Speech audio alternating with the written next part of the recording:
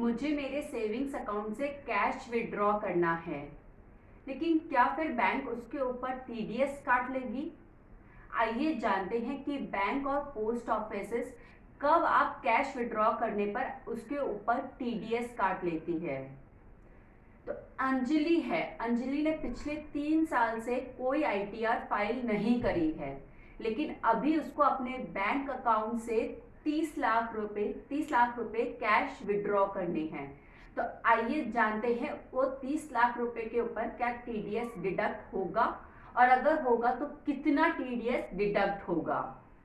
तो अंजलि ने पहली बात तो कोई रिटर्न फाइल नहीं की है। तो इसके लिए इनकम टैक्स का रूल कहता है कि अगर आपने पिछले 3 साल से एक बार भी रिटर्न फाइल नहीं करी है तो 20 लाख रुपए तक अगर आप कैश विड्रॉ करते हैं तो उसके ऊपर कोई टीडीएस डिडक्ट नहीं होगा, और 20 लाख से ऊपर अगर आप कैश विड्रॉ करते हैं 1 करोड़ तक तो 20 लाख के ऊपर से जो टीडीएस डिडक्ट होगा उसके 20 लाख से ऊपर का जो कैश विड्रॉ होगा उस पे 2% का टीडीएस डिडक्ट होगा।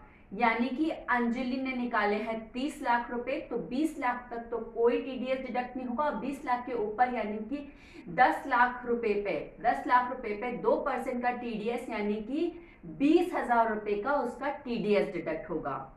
और वहीं अंजलि ने थोड़ा थोड़ा करके अगर पूरे 1 साल में 1 करोड़ तक का कैश विड्रॉ कर लिया, 1 करोड़ से ज्यादा का कैश विड्रॉ किया है, तो उसका टीडीएस 5% की रेट पे डिडक्ट हो जाएगा।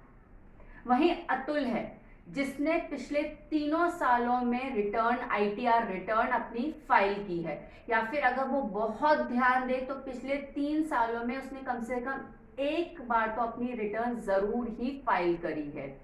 तो ऐसे में अगर वो कैश विड्रॉ करता है अपने बैंक या फिर पोस्ट ऑफिस के अकाउंट से, तो उसको 1 करोड़ रुपए तक का कैश निकलवाने पर उसको कोई टीडीएस नहीं जमा करना होगा, टीडीएस नहीं डिडक्ट होगा उसका। और अगर 1 करोड़ के ऊपर का वो कैश विड्रॉ करता है तो भी केवल 2% की रेट पर ही उसका टीडीएस डिडक्ट होगा। तो सरकार ने ये जो नियम है ना टीडीएस वो डिडक्ट करने के, वो इसीलिए बनाए हैं क्योंकि सरकार चाहती है कि आप जो बड़े अपने पेमेंट्स हैं उनका भुगतान कैश में बिल्कुल ना करें, बल्कि पार्टी के सीधा बैंक अकाउंट में ही करें।